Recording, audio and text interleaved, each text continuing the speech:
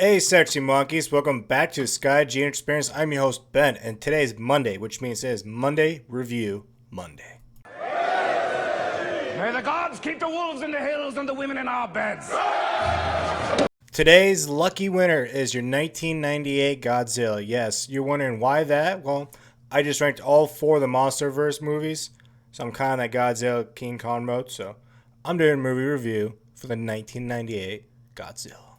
I was 8 years old when this movie came out, so watching it as a kid was really cool, but watching it as now as a 32-year-old, wow, way different. It was still good enough to enjoy enough to watch from the start to the finish, but wow, I did not realize how much they fucked up in this movie. The plot for this Godzilla is about a French government. They nuke this island, and the Godzilla is a lizard created by radiation mutation. And really the story goes, Godzilla goes from point A, which is out in the middle of the fucking ocean, all the way to New York City to Madison Square Garden, and he takes a big dunk. This would really be the first time that Hollywood had their hands on Godzilla. The budget for this movie was $130 million. It's ridiculous how much money this budget had. Roland Emmerich, he's your director. He would go on to direct Independence Day 1 and 2. The Day After Tomorrow, Universal, The Patriot, 10,000 BC, 2012, White House Down. Shit. He did Midway, that remake, and he did the very last movie, Moonfall, the one that fucking sucked. So this guy is not shy at all for a big budget movie. Your casting in this movie is not bad, I will give it that. Matthew Broderick, I think he did a pretty good job. He's your main guy. Reno, he's in this. A lot of people from The Simpsons. You ever a fan of The Simpsons? Well, you get a lot of them in here. There's like 4 of them. You got Kevin Dunn, Michael Lerner. They're all great. It's not bad of a casting. I don't mind the casting. Well, the movie starts out with the opening credits, and they do like the music for it. Oh my god, it is so over dramatic. Way over dramatic.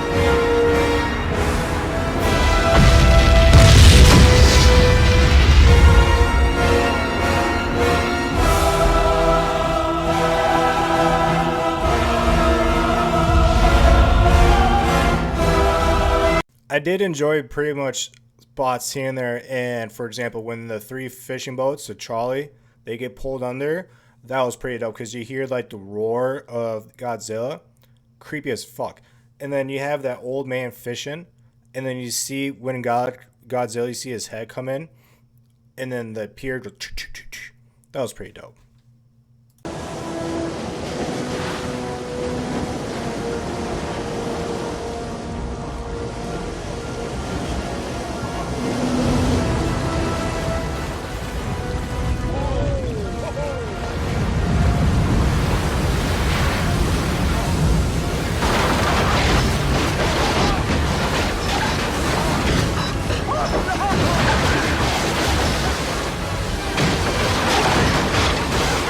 You got this one scene where the cars are bouncing because it's kind of like, remind me of the Jurassic Park, but they're just chilling and the cars just boom, boom, boom. That was pretty cool.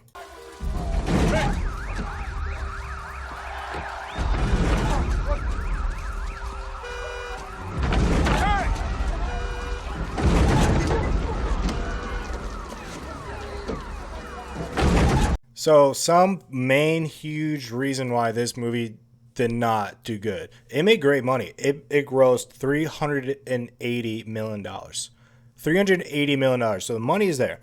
But obviously, the creature itself, Godzilla, looked like shit. The CGI looks like shit. And the fact that you're trying to tell me that Godzilla is hiding in New York City and no one knows where he's at, go fuck yourself. That motherfucker is the size of a tower. You're going to tell me he can hide in New York City? Yeah, I'll pass on that. I mean, they killed Godzilla twice. They killed him once, thinking he's dead, and then he came back alive, and then you killed him again. I mean, essentially, you literally killed the motherfucker. And then after you killed him, his eyes goes away, you start cheering. Like, are we really going to be cheering? In real life, sure, but it's the fact that we made Godzilla like this. I do not like the way Godzilla is. Originally, the director that was supposed to be in this is like Sean Devont. he was a fan of the original Godzilla movie, the 1954. But when Roland Emmerich took over, he's not a fan of the original. So he was like, look, I'll do this if I can do it my way. So that's why it looks so different. Because the director had his own, point of view, and he's like, this is what I'm going to do. And this is what we get. Just a okay popcorn movie that barely got through the whole thing. So, like, one thing I don't like about this movie also is you kill Godzilla halfway through the movie, and then you're chasing the nest. This is a Godzilla movie. Let's stick to Godzilla, guys. Okay? And then, like I said, you killed Godzilla. Who the fuck kills Godzilla? I understand why people like this. There's people out there that this is their favorite Godzilla, and I understand why. I understand. It's a very popcornish movie. You're going to love it. You're going to hate it. And for me, I'm just... older I get, the lower it gets. I watched it when I was 8 years old, so it kind of stuck in me as a kid, but now I'm 32, and I'm starting to see that CGI, and it's not looking good. I mean, just look at Godzilla. He's more of a fucking... like a raptor instead of your typical Godzilla. Thank God the MonsterVerse corrected that shit, because that is an ultimate Godzilla. Alright guys, that's it with this movie review. Overall, for a Sky Gene score, a 6 out of 10. And the reason why I'm saying 6 is because it's just enough to be enjoyable to go from point A all the way to point Z for the whole way. So, 6 out of 10 is my Sky Gene score for the 1998 Godzilla, directed by Roland Emmerich. Alright guys, thank you for listening. If you are, write down in the comments what's your favorite part of this movie. Did you guys even like this movie? Are there some people out there that just will never watch this again? I have no problem watching it. I could watch it again right now. I will just be way less into it, but it's not bad.